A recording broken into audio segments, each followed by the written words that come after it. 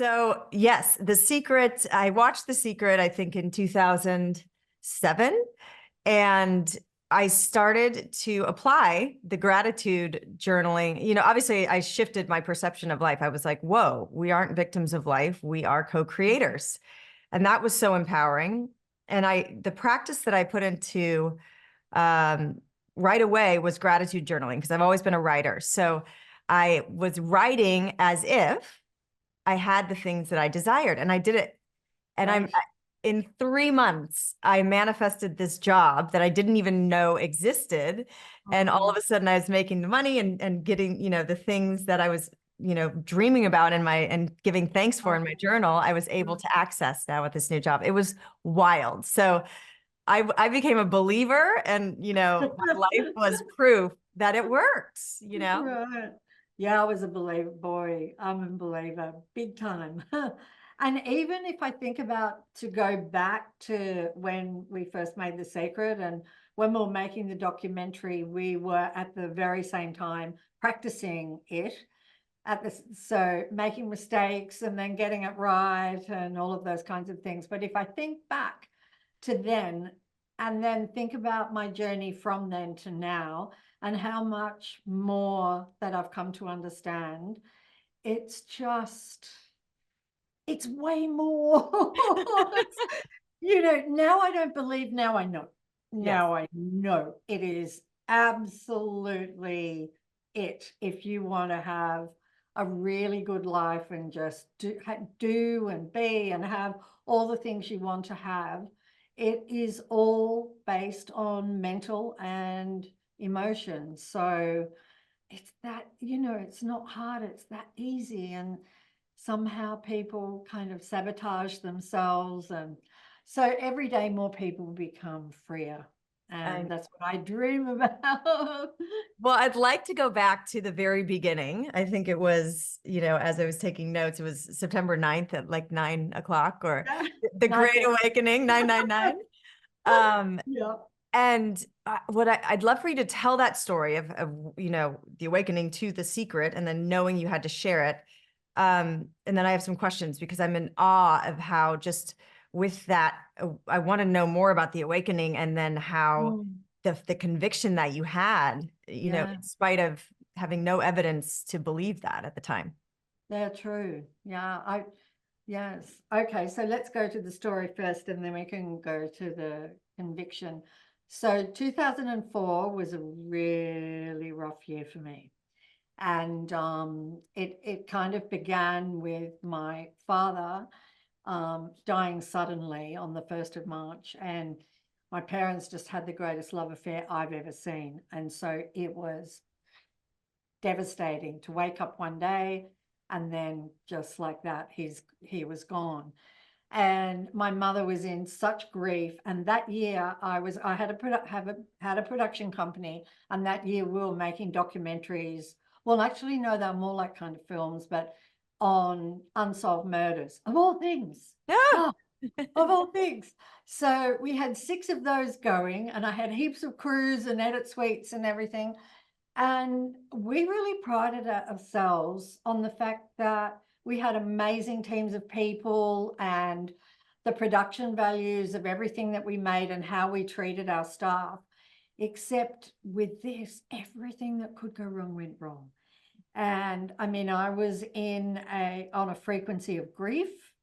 And so, if I think about it, I probably was the cause of all of it. But everything that went wrong, everything that could have gone wrong went wrong. And I was sleeping on edit suite floors, and I wasn't seeing my family, I wasn't seeing my friends.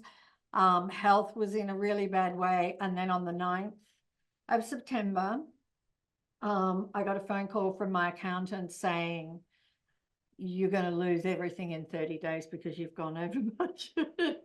$2 million over. I mean, it makes it sound like I had millions of dollars around me. I didn't. How could be $2 million in debt when I? And he said, you lose everything.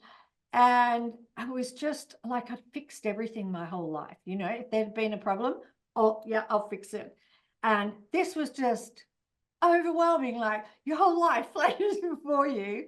And I hung up the phone, and it was a hard line at that time. Oh gosh. I hung up the phone. And as I hung it up, it rang again, like immediately, right? And so I thought it was him back. And it was my mother, but I couldn't even recognize her voice. She was so grief stricken. And she said she can't go on. And oh gosh. And so I talked to her for a while. She lived a long way away from me. I told her I'd be there in the morning, and I talked her through until I felt she was good. And then I hung up from her, and here I had two things that I just couldn't fix. Like, how could I fix these things? So I remember I was in an apartment, and I stepped out onto the balcony, and I just went into absolute despair. Like, and I've thought about that moment so many times, because I think what I did was I completely and utterly surrendered. It was too much, it was all too much. And I was weeping, weeping. And my daughter saw me and came out and said, "What's wrong?" And I didn't really want to go into it. I just said, "Oh, some things have gone wrong." And she disappeared. She just went, "Oh," she was like, what would she have been? Teenager, early 20s or something like that. And anyway, she just shrugged her shoulders, disappeared, came back with this crumpled up, photocopied lump of paper with a bulldog clip on it, and said, "Here, read this, it'll help." I mean, passa, right? And what's more, I went inside, I staggered to the actual edge of the sofa, and I started reading it. And my tears were hitting the paper, and the ink was running and everything. And I'm reading this in 1.5 hours. My life had totally changed. Everything that I believed was true I knew was not. And that book, everybody's thinking, what was it that you read? And we have to download. It was a book from 1910, I think it was, by Wallace Wattles, and it was The Science of Getting Rich, which was about getting rich in life. And when I finished that book, I understood way more than was in that book. Like way more. I knew so much. But anyway, that was the beginning. And basically what I did from there was I read every one of Wallace Wattles' books. I then looked to see who was his mentor. Then I read every book of his mentor. And then I looked to see who that person's mentor was. And I read every book of theirs. And I went back through history, mentor,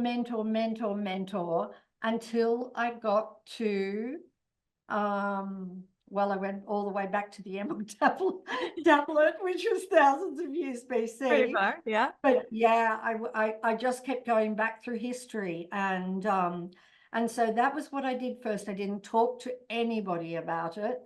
And then I just kept researching. And it was amazing because wherever I looked, I saw it. In all religions and teachings, and I could see it was everywhere. But if you didn't know what you were looking for, or you didn't know what it was, you would completely miss it. And so, and I knew then, like I thought about all the people that I knew, and I looked out at the world, and I'm like, so few people know this. No one knows this. I was like, no one knows this.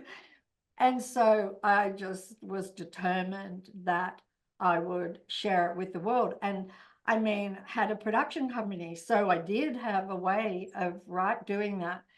And so the first thing I did was I went to my accountant, who said I was going to lose everything in 30 days. And I said to him, "We're about to make something that's going to change the world. Woo. I need you to keep me afloat. I don't know what you're going to do, but you have to keep me afloat so I can make this." And to this day, I really don't even know where the money came from. When we needed money to pay the team, I would suddenly get a check from a UK show that we made, and they'd done repeats or something, and it was enough to pay the team. and so that was the beginning of the most exciting, incredible journey of my life.